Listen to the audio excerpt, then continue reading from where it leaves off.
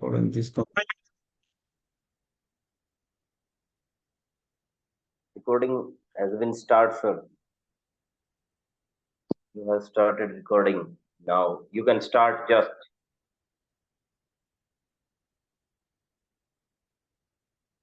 Recap what we have learned first day.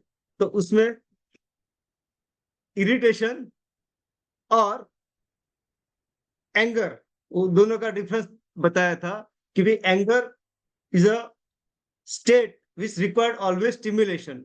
उसको तो कोई ट्रिगर की जरूरत होती है, बिना ट्रिगर वो स्टेट पैदा नहीं होती है. जब irritation that can be created without the state, बिना वजह भी आप इरिटेट के स्टेट में जा सकते हैं. दूसरा कि ट्रिगर, ये ट्रिगर हुआ. दूसरा द टाइम ड्यूरेशन. तो anger usually short lasting emotion है, वो थोड़ी देर के लिए you can create the state of the anger. आप गुस्से में थोड़ी देर रहते हैं, फिर उसमें से अपने आप बाहर आ जाते हैं. जब irritation that last for even minutes, hours, even for days, whole day भी आप इरिटेट स्टेट में रहते हैं. So this is the basic difference of irritation and anger. So irritation में state की जरूरत नहीं होती है. दूसरा कि when you in the state of anger, तो आप तीन चीज महसूस करते हैं.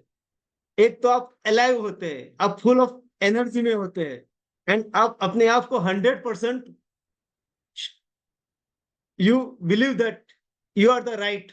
So you are in the state of very alive, you are state of energetic, and you are 100% right during the state.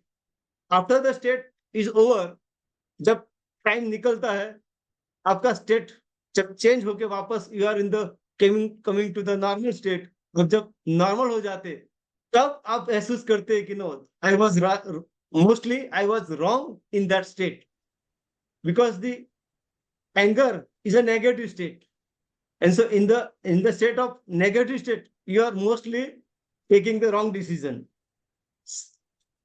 Second thing उसमें देखा था हमने कि कैसे आपका स्टेट क्रिएट होता है.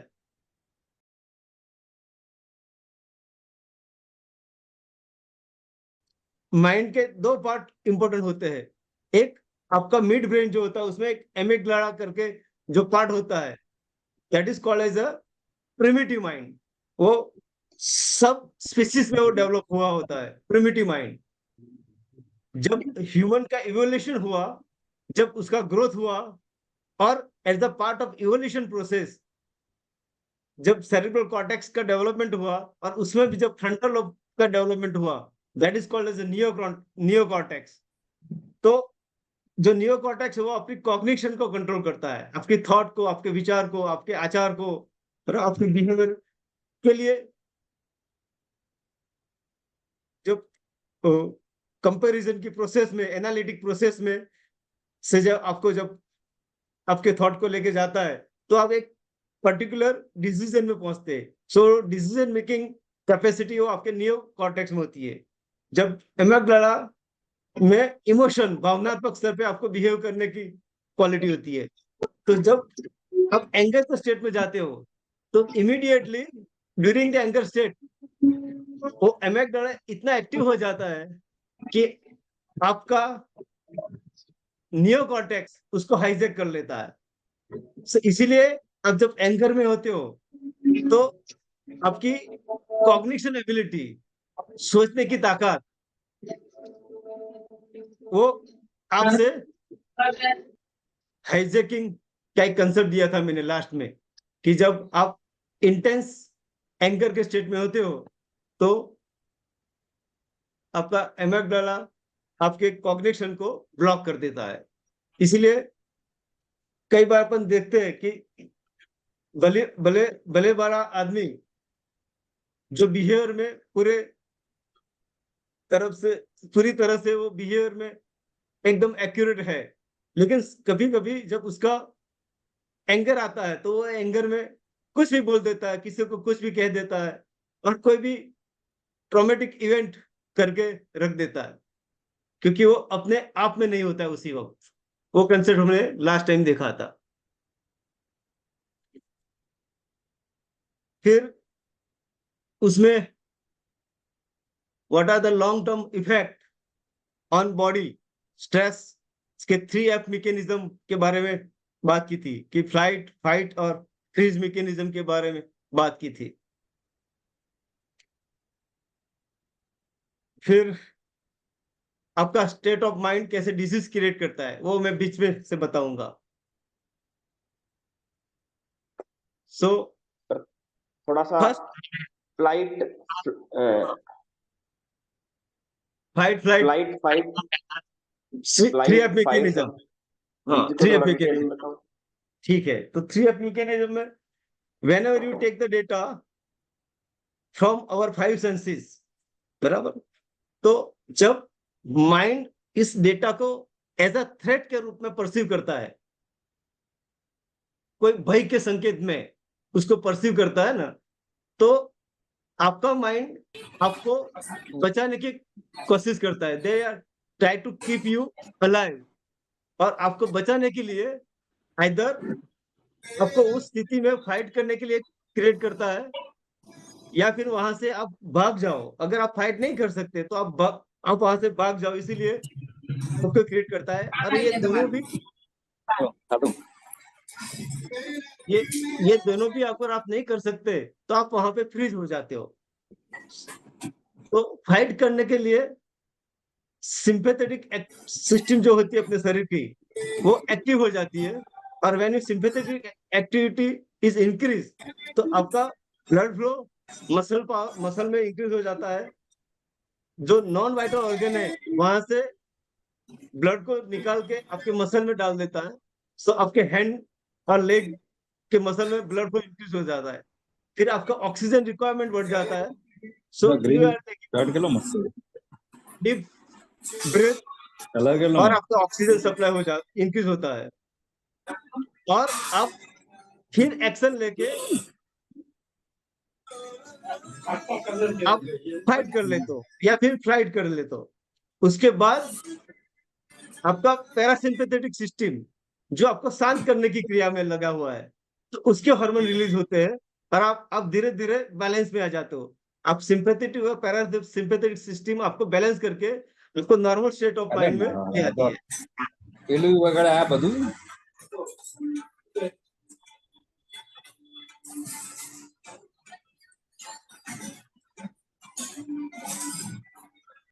चलिए इसको भी म्यूट कर दिया।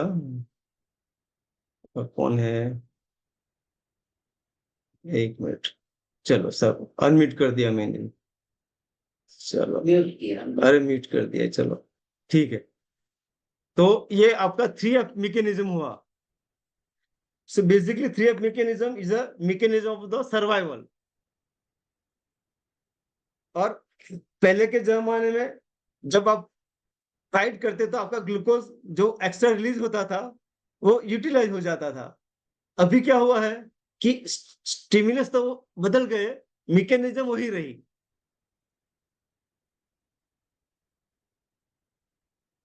सो आज के स्टिमुलस, आज के ट्रिगर अगर देखे तो फिर पहला तो आपका मोबाइल की हर बीप, हर नोटिफिकेशन आपके लिए ट्रिगर के समान काम करता है। फिर आपकी बिजनेस, तो बिजनेस में इतनी कंपटीशन होती है, तो आप वहां हर रोज स्ट्रेस अनुभव करते हो। फिर आपकी सोशल लाइफ, तो वहां भी रिश्तों में भी एक्सपेक्टेशन, ખાસ કરીને એપ્લિકેશનમાં આવે છે અંક ભવિષ્ય ન્યુમેરોલોજીસ્ટ તમારે જે નંબર હોય ને मैकेनिज्म हुआ जहां आपको फाइट, फ्लाइट और फ्रीज होने की प्रक्रिया में से गुजरना पड़ता है। तो बेसिकली सर्वाइवल मैकेनिज्म वो उसमें है आपको कि which are the trigger that create a state of angerness, irritation. So why it is important to identify the triggers. So triggers को आइडेंटिफाई करने के लिए दो इंपॉर्टेंट रीजन होते हैं। पहला रीजन होता है कि if you identify the trigger if it is manageable, अगर आपके ट्रिगर मैनेज हो सके ऐसे है तो आप उसको अवॉइड करो, उसको बंद करो। लेकिन अगर आपका ट्रिगर मैनेजेबल नहीं है, इट इज अनअवॉइडेबल, जो भी सिचुएशन है, जो भी स्थितियां है, जो भी इंसान है, जो भी विजुअल है, जो भी आपका इनसाइट का जो थॉट है, अगर वो अवॉइड नहीं कर सकते हो तो आपको उसके लिए काम करके उसके लिए अलग से स्ट्रेटेजी बनानी पड़ेगी, उसके लिए कोपिंग मैकेनिज्म डेवलप करनी पड़ेगी कि आप उसको कैसे बेटर वे से हैंडल कर सकते हैं। So that is the importance of knowing the triggers. फिर ये जो ट्रिगर है वो आपके माइंड में एक इंटरनल स्टेट पैदा करते हैं और that is we call the state of anger. और वो इंटरनल स्टेट पैदा होने के बाद आपका कॉन्शियस लेवल में से आपकी बिलीफ सिस्टम आती है, आपके वैल्यू आते हैं, और आपके बिलीफ, आपके वैल्यू, आपके पास्ट के एक्सपीरियंस, पास्ट के एसोसिएशन, वो सब मिला के इनहिबिशन का काम करता है। आपके एंगर को शांत करने के लिए उसको इनहिबिशन के लिए तैयार करता है। लेकिन वो इनहिबिशन इज ए लाइक आपकी कार का जो ब्रेकिंग सिस्टम है, वैसे ये आपका इनहिबिशन ब्रेक का काम करता है। अब अगर आपकी कार रफ्तार से जा रही है तो आप सडन ब्रेक मारेंगे तो आपको झटका लगेगा, और अगर आप ग्रेजुअली उसका पैड का यूज करेंगे तो you can with a particular speed and a particular space you can manage to control both. So वैसे ही आपका थॉट का पैटर्न है। सो इनहिबिशन के दो टाइप है, one is internal inhibition and one is external inhibition. जो एक्सटर्नल इनहिबिशन है दैट इज डिपेंड ऑन आपकी अवेयरनेस। आपकी जो अवेयरनेस होती है, तो ये अवेयरनेस में आप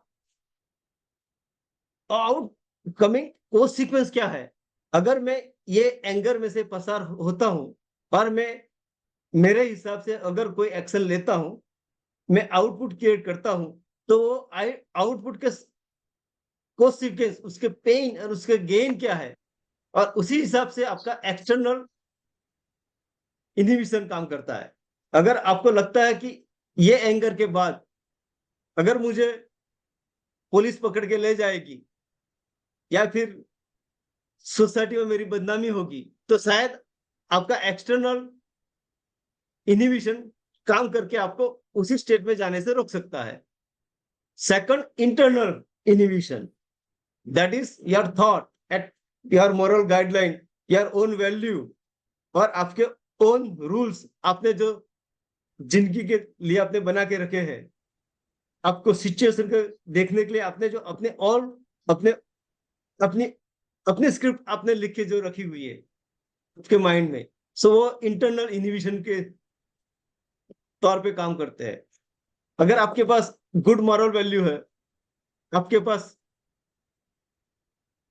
पास्ट के एक्सपीरियंस से आपने गुड लेसन सीखा हुआ है, तो आप एंगर तो आएगा लेकिन उस एंगर को आप इजीली मैनिपुलेट करके, उसको मैनेज करके, उसके एंगर को डाइवर्ट करके आप उसको पॉजिटिव या फिर न्यूट्रल स्टेट में उसको आप ट्रांसफर कर सकते हैं।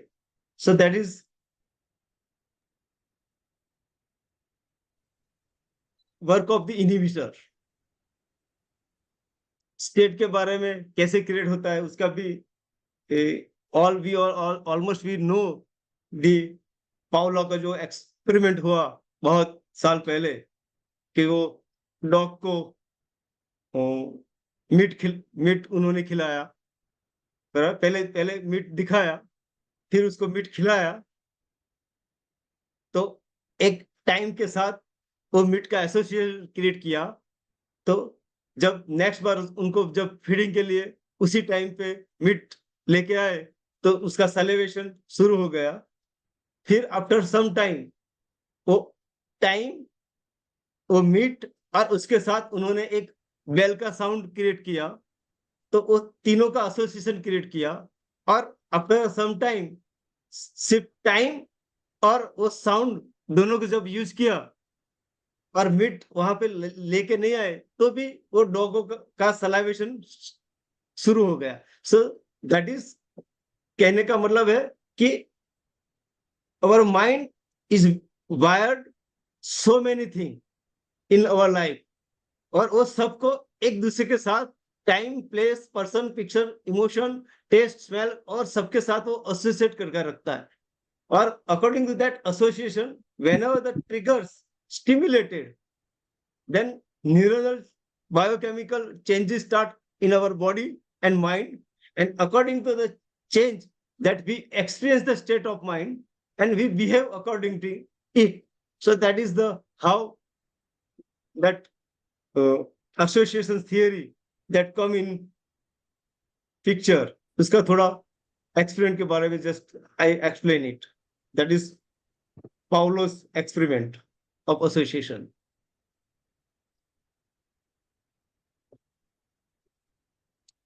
दूसरा, मैंने जैसे बोला कि mind play the game that with link with association, and वो एसोसिएशन एक स्पेसिफिक रिसेप्टर के साथ माइंड में जुड़ा होता है, और जब वो एसोसिएशन एक्टिव होता है तो that neural pathway which is already develop, वो ट्रिगर होके आपको वो स्टेट में ले जाता है। इसका ये जस्ट एग्जांपल के तौर पे अगर मैं बताऊं, तो मैंने ये पिक्चर दिखाया है कि भी एक रेड कलर का सिंबल है, उसमें एक एम लिख के रखा हुआ है। तो आज के जनरेशन में जिसने ये सिंबल देखा है, वो तुरंत उसको पहचान के उनके मैकडोनल्ड उनको याद आ जाएगा, और इमीडिएटली ये सिर्फ पिक्चर देख के यहाँ नहीं रहेंगे, लेकिन उनका माइंड मैकडोनल्ड तक पहुंच गया होगा, और शायद उसने बोर्ड भी देखना शुरू कर दिया होगा। That is effect of association.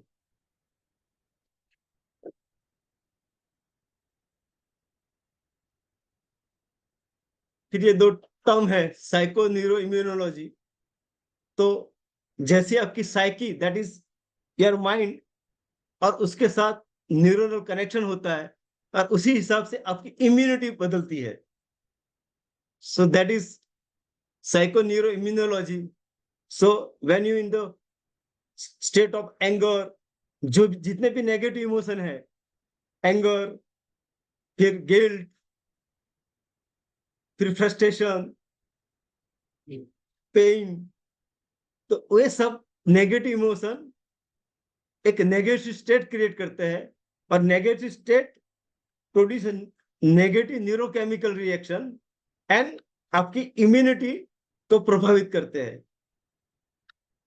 So when you remain in the long term of the negative state, then your immunity is directly affected. वो सीधा उसकी इम्यूनिटी पे को डाउन कर देती थी।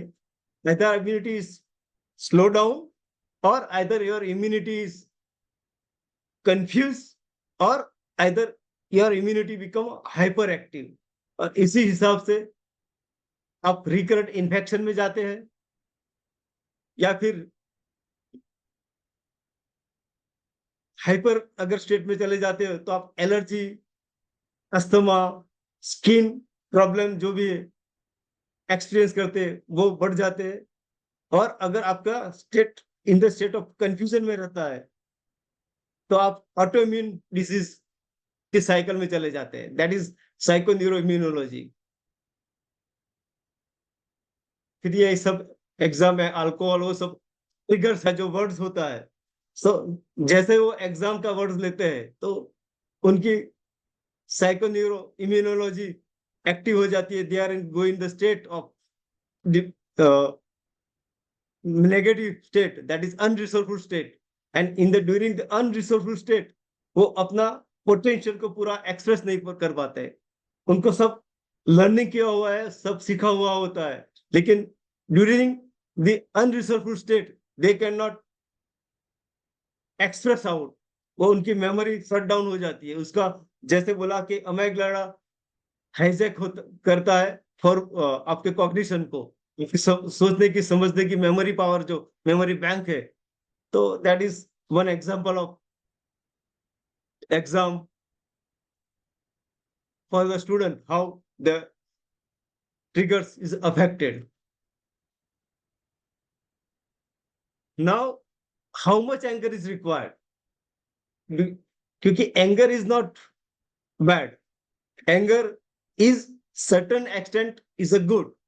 So if you plot on the graph, if you take the effectiveness, positive or negative, and on the other scale, if you plot the duration, intensity of the anger, so it gives the inverted U-shaped curve. It means initial part of the anger that give you the motivation, because you are in the state of anger, you are alive, you are energetic. So initially, अगर anger initial part of the anger है आपके पास, तो वो आपको motive करता है कुछ करने के लिए, कुछ चेंज करने के लिए. But when you sustain the anger, तो वो फिर goes in the negative side. So before you turn into the negative side, that because anger is normal, is required. अगर आपको उसको मेजर करना है ऑन द सोशल स्केल पे, तो आप ऐसे मेजर कर सकते हैं कि during the particular time, during the particular position, during particular situation, it is proportional to the event or it is disproportional to event. अगर आपका एंगर प्रोपोर्शनल है तो it is a good anger, और अगर उसी इवेंट से डिसप्रोपोर्शनल state में है तो it is a bad anger. That filter mechanism that control your state of anger. अगर आप क्रोनिक इलनेस को एक्सपीरियंस कर रहे हो, then you can become easily irritable and easily go into the state of anger. अगर आप lazy है, आप एक्सरसाइज नहीं करते, then you come more chances of become anger and irritable, because the exercise produce specific hormonal changes, neurotransmitter, certain diets, drugs, sleep disturbance, ongoing life stress, and various social factors, all are one or other way controlling your anger. ये just example पे तौर में बताया कि full bucket versus leaky bucket. तो अगर आपका anger का बकेट फुल है, तो आप उसमें थोड़ा भी और एंगर डालेंगे तो छलक जाएगा. सो आपका जो टॉलरेंस पावर है वो खत्म हो जाता है, और इजीली यू बिकम ऑफेंडेड. अगर आपका bucket of anger is leaky है, उसमें से every time the few water is leaking out, then that means your tolerance power is maintained in the state of calmness को maintain में आपको मदद करता है. सो आपको आपका बकेट कैसे रखना है, फुल ऑफ बकेट रखना है या लीकी बकेट रखना है.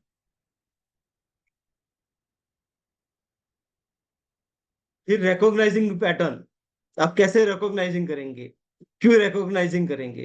तो आगे बोला कि अगर आपकी स्पेसिफिक पैटर्न है और बार बार उसी पैटर्न की वजह से आप एंगर में जा रहे हो, तो आप वो पैटर्न को पहले रिकॉग्नाइज करेंगे. उसको रिकॉग्नाइज करने के लिए आपको आपकी डायरी करनी पड़ेगी, जर्नलिंग करना पड़ेगा. If you go on writing the every event for experiment for last 10 days or 7 days, which are the situations created anger state in me, वो सिचुएशन को आप लिखो. उसके सामने कौन सी फीलिंग पैदा हुई थी वो लिखो, कौन से टाइम पे हुई थी वो आप लिखो, और उसका एक you create the identify your pattern, और वो पैटर्न अगर आप आइडेंटिफाई कर सकते हो तो आपको उसके आउटकम में से बाहर आने के लिए, द स्ट्रेटेजी बनाने के लिए, डिजाइन करने के लिए वो मदद करती है, आपको हेल्पफुल होती है। ये दो मैंने एग्जांपल के तौर पे यहाँ पे दो एग्जांपल लिखे हुए हैं। जैसे कि when you stuck in the traffic,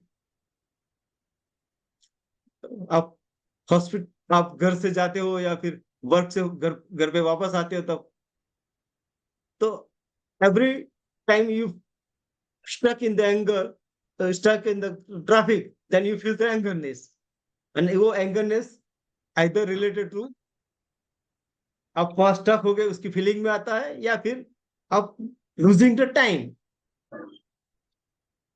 सो अगर उसको आप एनालाइज करेंगे कि भी which time, which day, which situation, तो आप उसमें से आइदर आप स्ट्रेटेजी में आइदर आप जल्दी निकलेंगे, या फिर आप ऐसा रूट पसंद करेंगे, या फिर ऐसा टाइम पसंद करेंगे। That you create the strategy.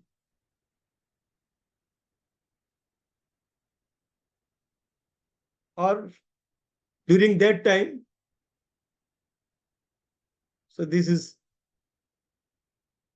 some methodology use, deep breathing, that slow down mechanism, वो आगे मैं बताऊंगा। So that strategy you can design.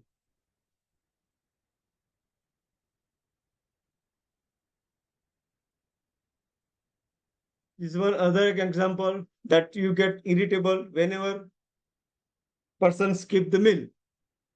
That means यहाँ पे ट्रिगर के तौर पे आपने आइडेंटिफाई किया कि भाई जब मैं भूखा रहता हूँ, जब, और उसी स्टेट में इजीली मैं इरिटेट हो जाता हूँ। So that means your glucose level is become low when you feel the hypoglycemic, then that trigger your state of irritability. ये मेरा खुद का ही एग्जांपल है।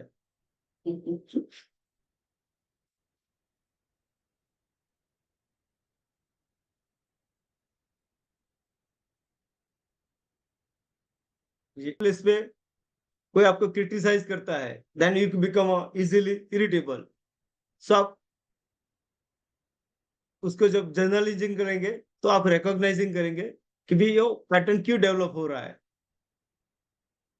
So is a part of your defensive pattern and withdrawal from the society.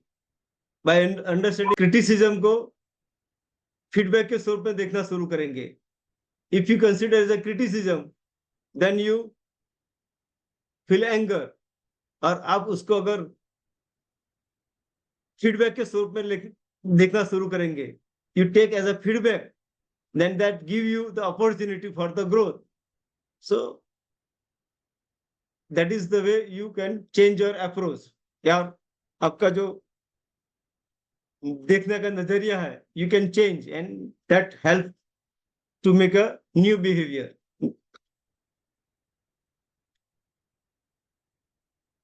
So this is a self monitoring, self evaluation. वैसे एक मैं scoring system लेके आया था, लेकिन अगर आप चाहे तो उसमें से आप अपना स्कोर निकाल के देख सकते कि भी I am suffering from anger और नॉट। तो इसका जनरल स्कोरिंग सिस्टम है। There are so many scoring system used by therapeutic person for assessment of the level of the anger, and so this is one of the system. इसमें 7 question को आप answer करते हैं। There are 7 question and you answer them and you give the marking. If you feel it is not for you, then you give the 0 mark. If you feel that yes, several days of you feel that sort of emotion, you give the 1 mark. If you feel most of the day, then you give 2 mark, and every day then 3 mark. And 7 question, उसके 21 total mark होते हैं। अगर 7 question है और उसके हर question का 0 1 2 3 mark अगर आप मार्किंग देते हैं तो उसका टोटल मिला के जो क्वेश्चन का आता है वो आपको एक गाइडलाइन प्रोवाइड करता है कि either you are in the state of angerness और आप in the state of generalize anxiety के स्टेट में आप रहते हैं कि नहीं. So the question are is like something like this way. First question है कि फीलिंग ऑफ नर्वसनेस, एंशियस और फीलिंग ऑफ ऑन एज. आप नर्वस रहते हो या फिर एंशियस चिंताग्रस्त रहते हो, तो अगर आप उसको 0 to 3 के स्केल पे अगर आप मार्किंग दो, उसको राइट डाउन करो. Second question, not being able to stop और कंट्रोल वरिंग. आप आपके मन में जो चिंता पैदा होती है, जो थॉट पैदा होते हैं, उसके ऊपर आप कंट्रोल कर सकते हो कि नहीं कर सकते हो. थर्ड क्वेश्चन है worrying too much about different thing. छोटी छोटी बातों के लिए आप बहुत ज्यादा चिंताग्रस्त रहते हो, जो यूजुअल लाइफ में दूसरे लोग उसी बात पे चिंता नहीं करते. ऐसी ऐसी ट्रिवियल थिंग्स, छोटी छोटी बात, और उसके लेके आप मन में इन द स्टेट ऑफ वरिंग में रहते हो. फिर दिन भर आपको रिलैक्सेशन महसूस करने में प्रॉब्लम होता है कि नहीं, आप इजीली रिलैक्सिंग अनुभव कर सकते हो, या फिर you remain in the state of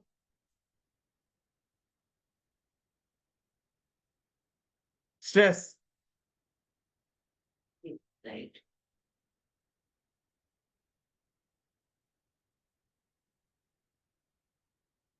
light क्या हुआ, का प्रॉब्लम अगर है. फिर बिकमिंग इजीली एनॉयड, आप छोटी छोटी बात में गुस्से हो सकते हो, तो 0 1 2 3 स्केल पे आप उसको मार्किंग दे सकते हैं.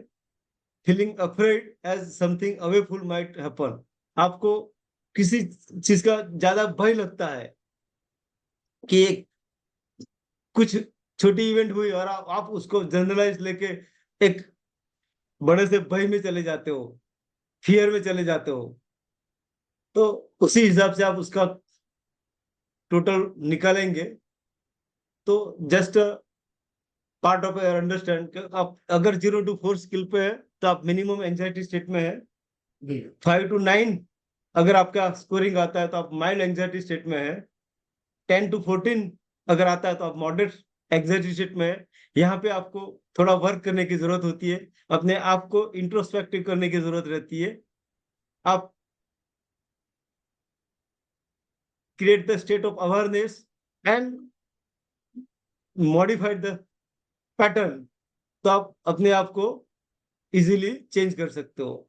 And when you feel 15 to 21 score, then you are in the state of severe anxiety. वहां पे आप कहीं भी किसी भी प्रोफेशनल से आपको मदद लेनी चाहिए. आप सेल्फ से, सेल्फ इवेल्यूएशन से आप अपने आप को चेंज नहीं कर सकते हो.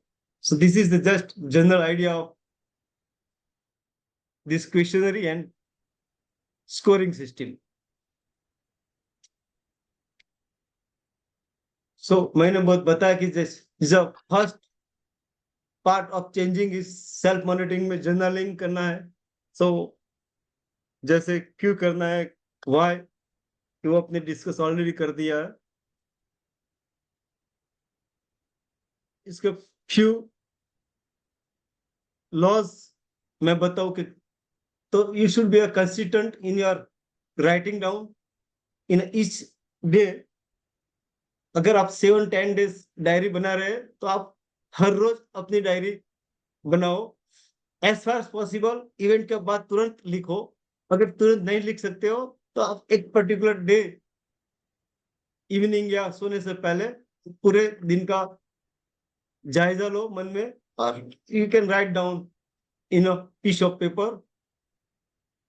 फिर be honest with your own feelings.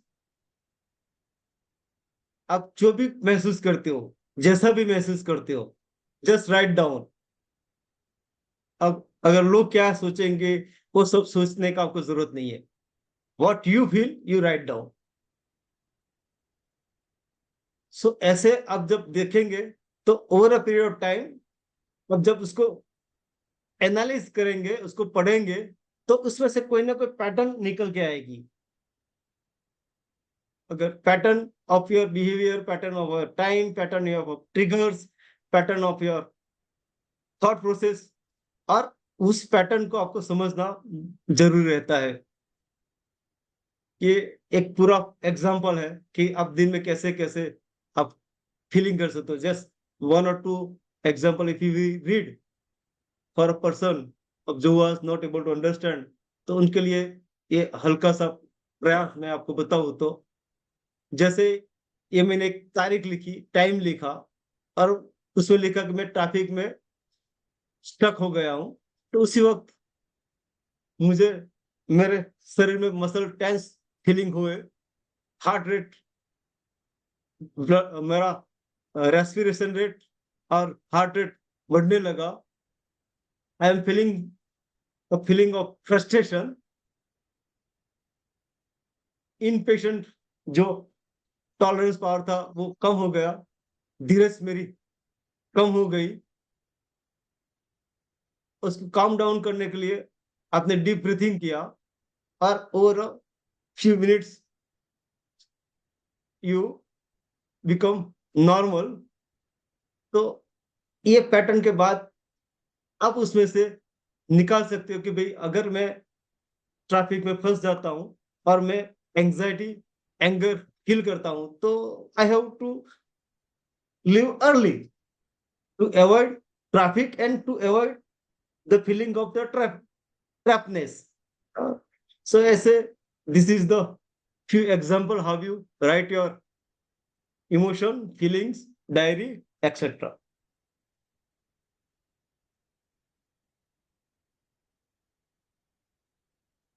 इसको बेटर वे में अगर लिखना है तो आप date and time, each event which occur, which situation and which are triggering you, which are the physical sensation you feel, which are the emotional response you created, and which action you taken, and after उसको what is outcome, and ultimately what you reflection you learn from it. So this is the way of doing journalism.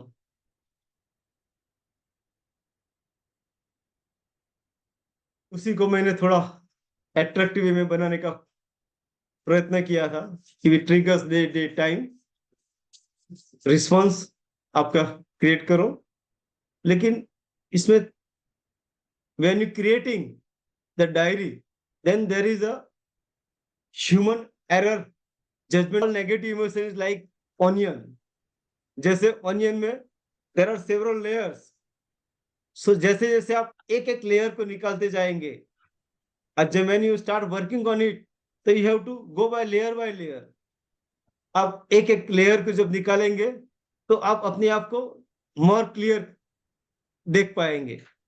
सो ये पूरे धीरज के साथ, खंत के साथ आपको काम करना पड़ता है।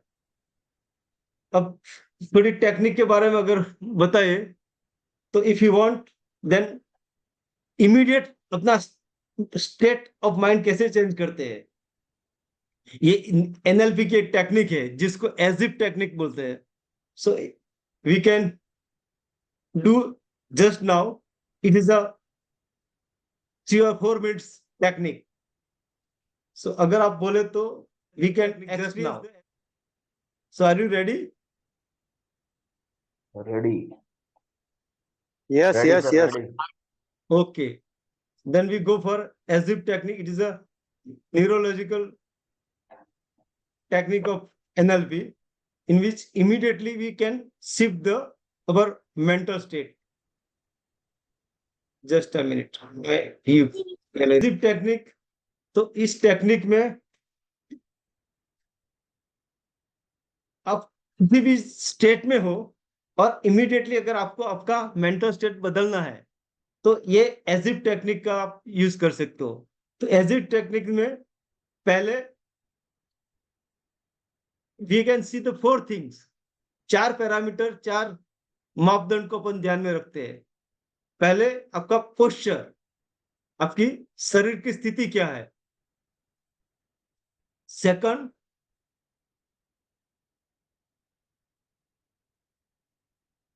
आपका फेशियल एक्सप्रेशन, के फेस पर कौन से भाव आप लेके बैठे हैं। थर्ड,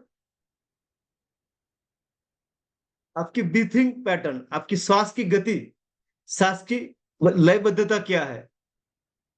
और फोर्थ, द इंटरनल डायलॉग, आपके मन में उसी वक्त अपने आप से क्या संवाद कर रहे हो, क्या बात कर रहे हो।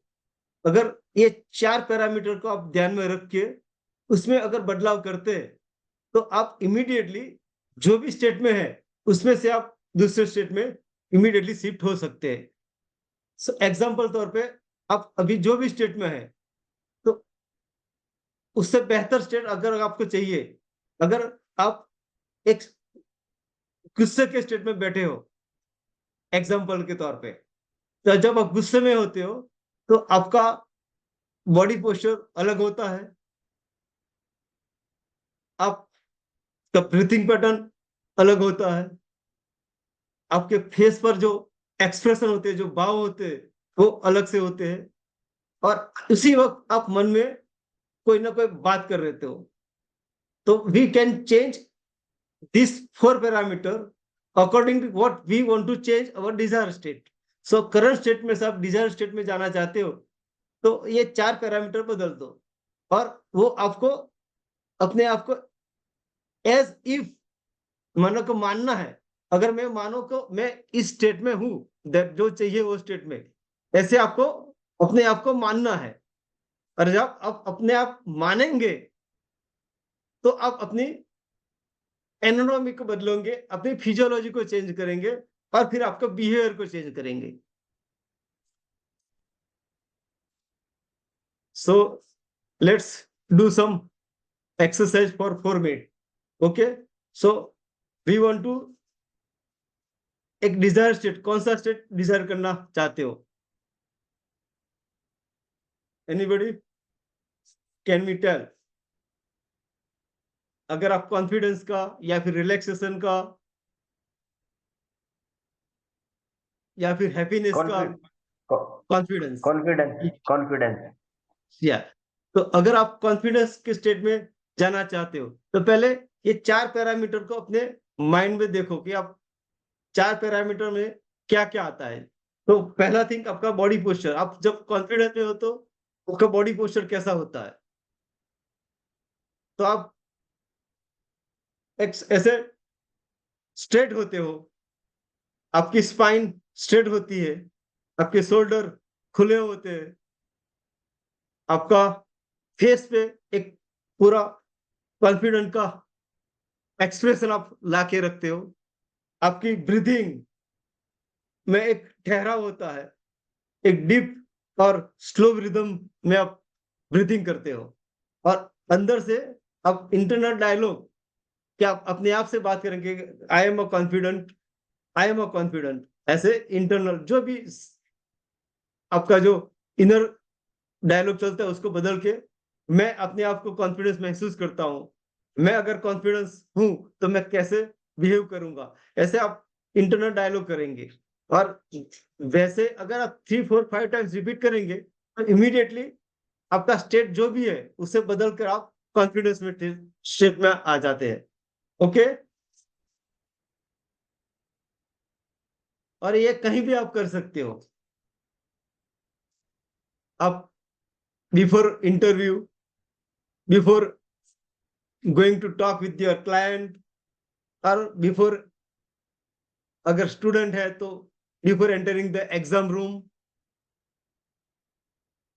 अब कहीं भी आप जो भी करंट स्टेट है उसको चेंज करने के लिए तो आपको सिर्फ बोलना है कि as I am a confident. मन में आप बोलेंगे कि as I am a confident, my name is so and so, and I am a confident, my name is so and so, and I am a confident. फिर इसके साथ आप body posture बदलेंगे, फेशियल एक्सप्रेशन चेंज करेंगे, और internal dialogue जो मैंने बताया वो आप रिपीट करेंगे, एफर्मेशन तो आपको एफर्मेशन भी बोल सकते हैं, सो आप उसको रिपीट करेंगे, so that change your state. So आप अभी एक्सपीरियंस करेंगे, तो आप मैं स्टेटमेंट बोलूंगा, आप अपना नाम बोलेंगे और उसको रिपीट करेंगे और अपने बॉडी पे उसका चेंज भी करेंगे। ओके, सो अगर आप बैठे हुए हैं तो आपकी स्पाइन को स्ट्रेट कर दीजिए, स्ट्रेट द योर स्पाइन। आपकी body posture is look like a confident as if, आपको मानना है, अगर आप नहीं है तो भी कोई बात नहीं, लेकिन आपको मानना है कि मैं अभी कॉन्फिडेंट हूं। सो आपको स्ट्रेट पोजीशन में बैठना है, आपके शोल्डर को आप ब्रॉड खुले रख दो, क्योंकि जब आप कॉन्फिडेंस होते हो तो आपके शोल्डर खुले होते हैं। फिर आपके फेस पे कॉन्फिडेंट का भाव क्रिएट करो, अगर वो फेक है तो फेक भी क्रिएट करो, लेकिन आपको क्रिएट करना है। और फिर आपको मन में बोलना है कि आई एम सो एंड सो, आपको अपना नाम दोहराना है मन में, I am feeling confident, I am so and so, I am feeling confident. 5-6 बार आप उसको रिपीट करो मन में, और इमीडिएटली देखो आप स्टेट कैसे बदल जाता है। सो this is the way you can change your immediate state. ये आपको सिर्फ इमीडिएट चेंज करने के लिए मदद रूप होता है, इससे आप लॉन्ग टर्म में नहीं चेंज करते। लॉन्ग टर्म के लिए अलग से फिर टेक्निक होती है।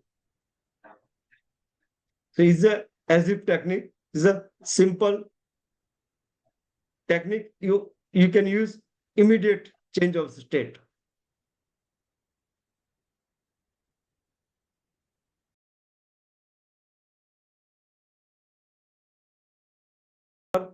एक शॉर्ट टेक्निक है बबल। सो आप एक अपने आप एक बबल क्रिएट कर सकते हो, जो अभी I will give as a part of small meditation. इसे मेडिटेशन नहीं है, लेकिन it's like a 5-10 minutes of exercise, और आप एक वर्चुअल अपने आप सराउंडिंग बबल क्रिएट करते हो। और ये बबल आपको जो आपके एंगर को ट्रिगर करने वाली जो सिचुएशन है, थॉट है, कोई किसी पर्सन का फेस है, कोई वर्ड्स है, कोई पिक्चर है, कोई साउंड है, तो उससे आपको एक वर्चुअल शिल्ड तैयार करके आपको उसमें प्रोटेक्ट करता है। That is bubble technique. ये मोस्टली रिलेशनशिप में ज्यादा यूज किया जाता है, लेकिन that is also use in your basic anger state में। तो आप we will do this bubble creation technique. Okay, so for this bubble creation आप पोजीशन में बैठ जाओ। You sit in the comfortable position.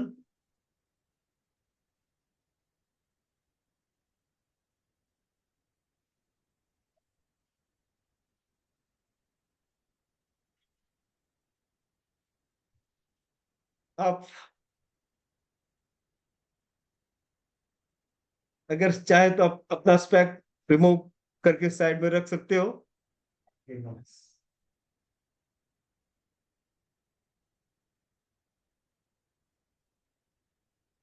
आप चाहे तो अपनी आंखें खुली भी रख सकते हो, और if you want you can close your eyes.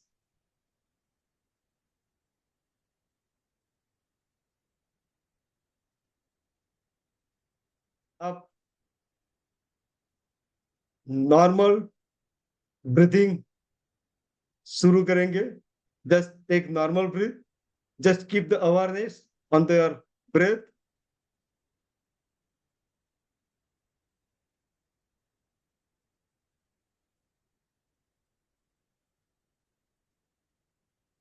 Now you take 3 deep breath, that you take breath with in with your nose, and you can out with your mouth. So take 3 deep breath, take in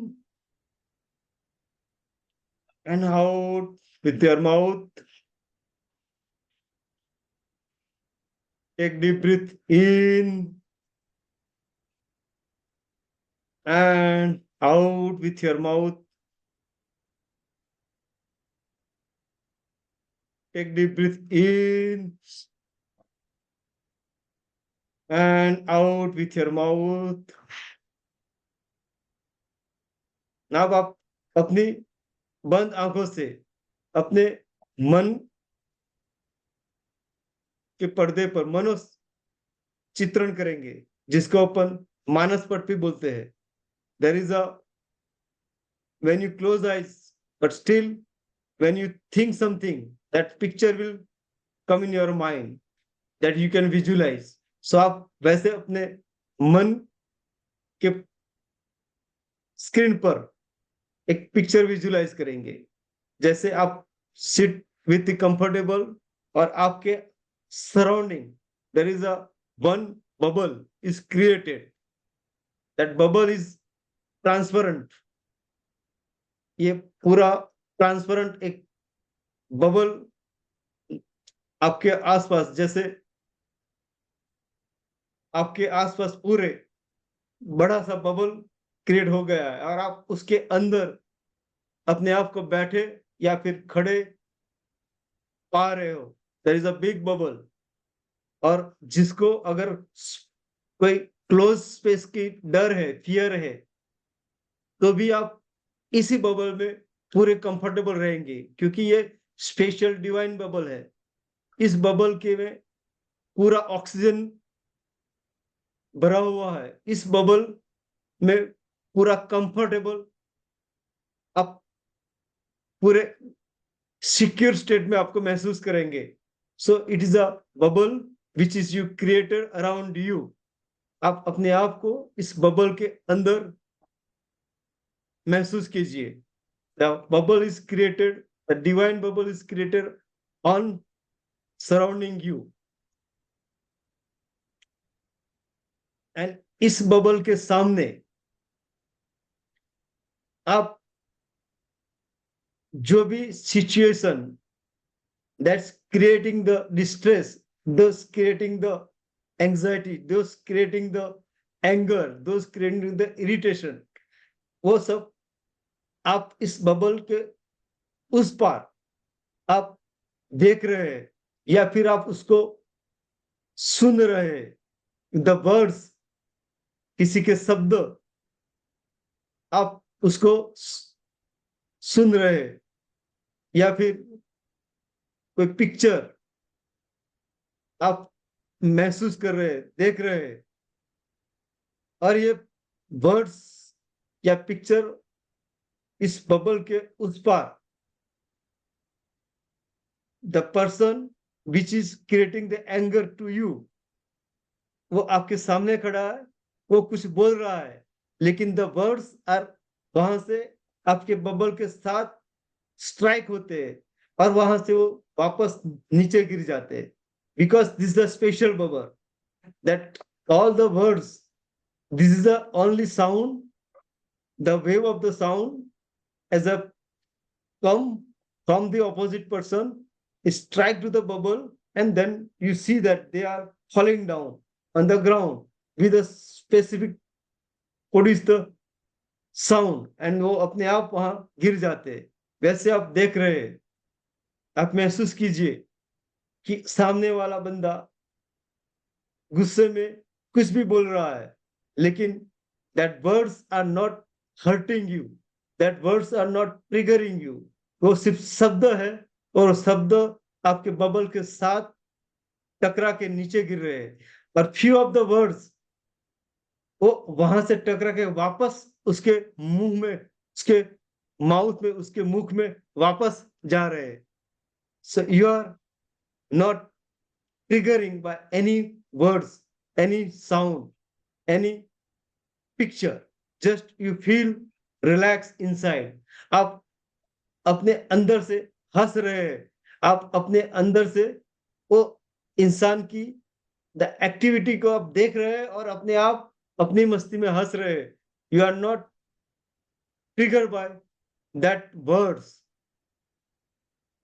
और आप महसूस कीजिए you are in the secure state. आप इस bubble में, इस virtual shield के अंदर, अपने जो आभासी शील्ड बना के रखा है, वो शील्ड के अंदर आप अपने आप को महसूस अनुभव कर रहे हैं।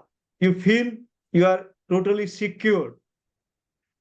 और इस फीलिंग को, इस इमोशन को आप देख के आप अपने आप हंस रहे हैं।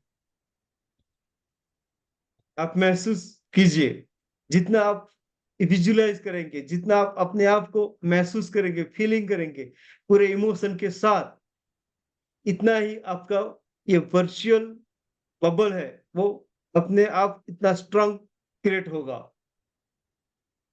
So just feel, just visualize, just create, just feel that the person, the words are the sound which are outside occurring. That is now, instead of triggering you in a negative state, they create a positive resourceful state. आप अपने आप को उस शब्द से प्रभावित बिना हुए अपने आप को एक पॉजिटिव स्टेट में, एक रिसर्चफुल स्टेट में आप अपने आप को क्रिएट होते हुए देख रहे हैं। Because this is a divine bubbles. और इसको आप मन में रिपीट कीजिए कि आई am a stronger person. The words, the sound which is coming from outside, they are just tracking on my bubbles. मेरे शील्ड से टकराते हुए वो वापस जमीन पे गिर जाते हैं और वहां से उनके वर्ड्स यूनिवर्स में कहीं खो जाते हैं। That not affected you. और ये अपने आप महसूस करते, आप अपने आप पूरे एसोसिएशन में आप इस पूरे इवेंट को एसोसिएट कर दीजिए, एंकरिंग कर दीजिए। Even you can create some anchor. आप कोई भी अपना बॉडी पार्ट को टच करते हुए या फिर अपने इंडेक्स फिंगर और थंब को प्रेस करते हुए इस स्टेट को महसूस करते हुए इस स्टेट को आप एंकर भी कर सकते हैं। So you can create the anchor. आप अपने राइट या left what ever hand you want, उसकी इंडेक्स फिंगर और थंब को एक दूसरे से मिला के प्रेस कीजिए और प्रेस करते हुए आप महसूस कीजिए कि you have created the strong bubble which is preventing the words entering in your own space of mind. The words are coming from the outside which are triggering now till आपको जो anger और negative resource में लेके जाते थे वो सब words आपको बलून के साथ स्ट्राइक करके वहां से उसके साथ स्ट्राइक करते हुए नीचे गिरते हुए आप देखेंगे और वहां से यूनिवर्स में वो सब शब्द विलीन होते आप देखेंगे। और आपका हैंड के थंब और फोर फिंगर, पहली फिंगर जो भी आप वांट उसको प्रेस करके रखिए। You can create the anchor और उसको पूरे प्रेस करके रखिए जब तक you feel that now you have created the strong virtual shield. अब जब महसूस करें कि हाँ अब मैं इस वर्चुअल शील्ड की फीलिंग्स में एक स्ट्रॉन्ग लेवल पे आ गया हूं, तब तक आप उसको प्रेस करके रखिए। And when you feel that now you have created the anchor, और जब आप next time you require to fire the anchor, जब आप किसी को अपने आप सामने आर्ग्यूमेंट करके देखेंगे, जब किसी का शब्द, किसी के वर्ड्स जब आपको आपकी तरफ जब वो बोलेगा, तब आप जस्ट आपके हैंड के थंब और इंडेक्स फिंगर को प्रेस करेंगे with silently that create the state of mind, जो अभी अपने आप क्रिएट किया है, वो आप अपने आप को उसी स्टेट को वापस क्रिएट करेंगे। और वही इसी फिजियोलॉजी के साथ, द कॉन्फिडेंस के साथ, आप बिना कुछ डिस्टर्ब हुए आप एक काम स्टेट ऑफ माइंड में रहेंगे। So this is the virtual shield you have created with anchor. Now आप एंकर को रिलीज कर दीजिए। Leave your finger and thumb.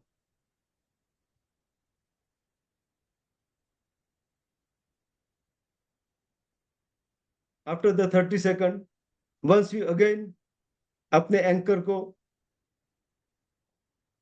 Reprogram करेंगे।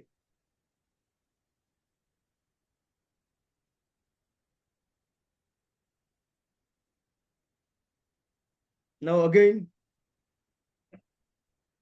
you see that the people now, instead of they are standing in front of you, वो आप आपकी बाजू में, अगल बगल में आ गए, राइट और लेफ्ट में भी आ गए, वो आपके पीछे भी आ गए, और वो कुछ बोल रहे हैं, आपसे कुछ इशारा कर रहे हैं, आपके सामने कोई एक्शन कर रहे हैं, but you have created the anchor, you have created the bubble. Now आप वापस अपने थंब और इंडेक्स फिंगर को प्रेस कीजिए, and again you create the anger. ये जो अपने एंकर बना के रखा है, उसको वापस भी मेक स्ट्रॉन्गर। आप अपने आप फील कीजिए कि आप एक सिक्योर प्लेस में बैठे हैं, खड़े हैं, बबल के inside the divine bubble, and the people gossiping of you, वो अपने आपके सामने, आपके पीछे आपकी कुछ बुराई कर रहे हैं। They are making some facial expression. They are showing with the hand various gesture, but all the words that strike with your bubble and they fall down and they disappear. They don't disturb you. Just you feel the secure. वो आप अपने अंदर से हंस रहे हैं, आपका heart ये फुल ऑफ जॉय में इस मोमेंट को एंजॉय कर रहा है। Whatever the outsides happen, that not bothered you, because you have created the anchor and shield around you. When you feel that your heightened state of security, sense of security, आप again वो anchor को release कर दीजिए। आप hand और finger को, four finger जो और जो भी फिंगर आपने एंकर के ले लिए, उसको छोड़ दीजिए।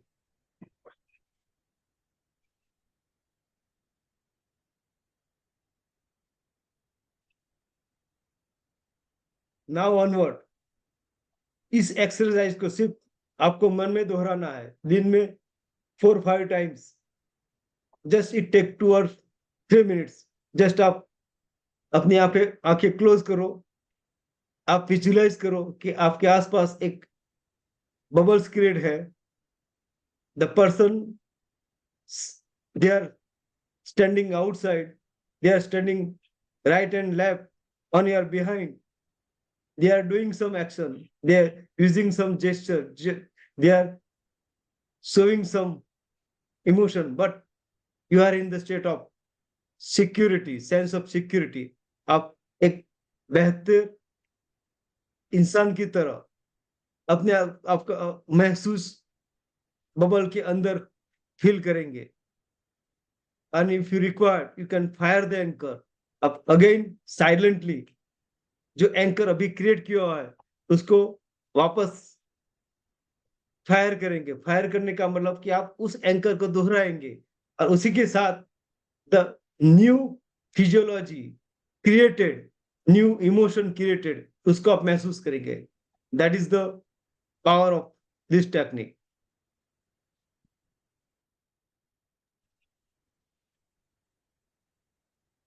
Now if you relax,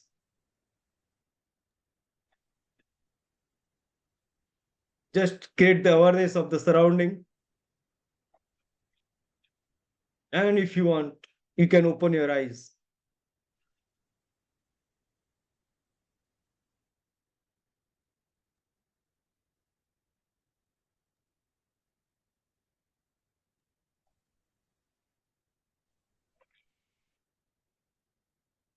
So this is the bubble technique.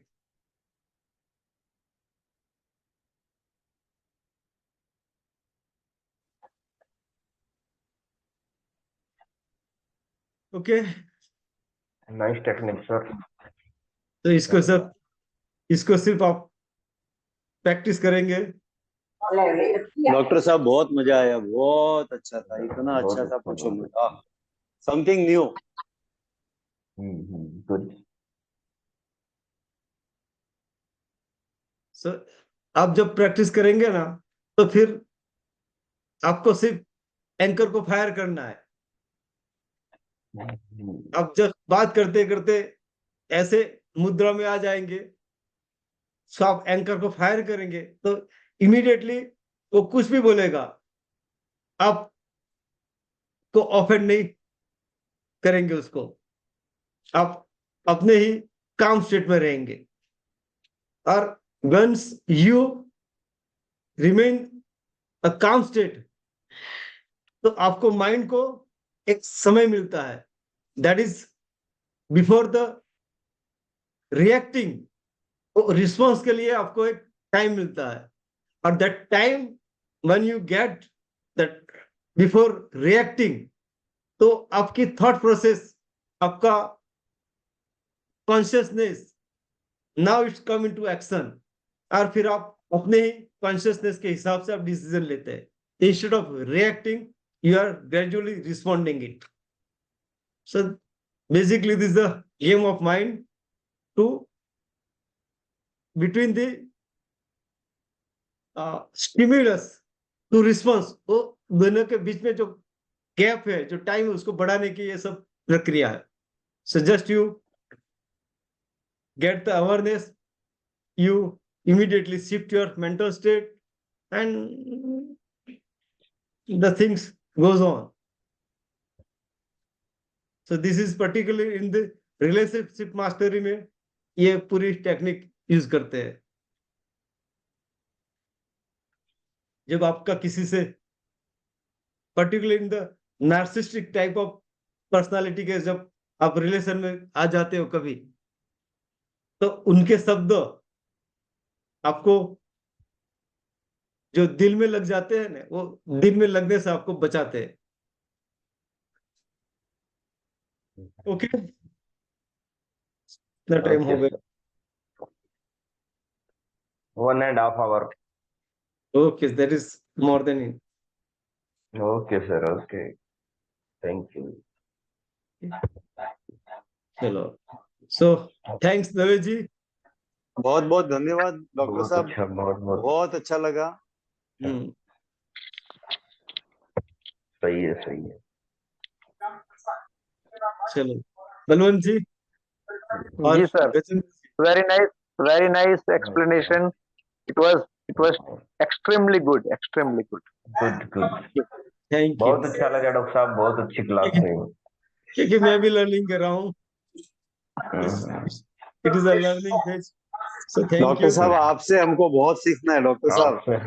आपसे हम सीख रहे हैं बहुत कुछ. बस ये जो स्लाइड्स बनाना वो सब थोड़ा बहुत सिखाओ तो हमारी कुछ गाड़ी आगे चलेगी.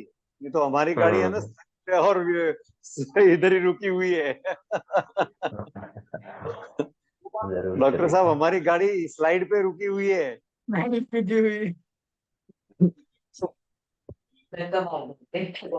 चलो ठीक है. बोलने में तो हम लोग नरेंद्र मोदी जी को भी पीछे रख लेंगे, लेकिन स्लाइड में जो है वो हम मतलब पहली क्लास में भी पीछे नहीं बैठे. अभी तो जूनियर केजी भी नहीं हुई. नहीं, वो भी इतना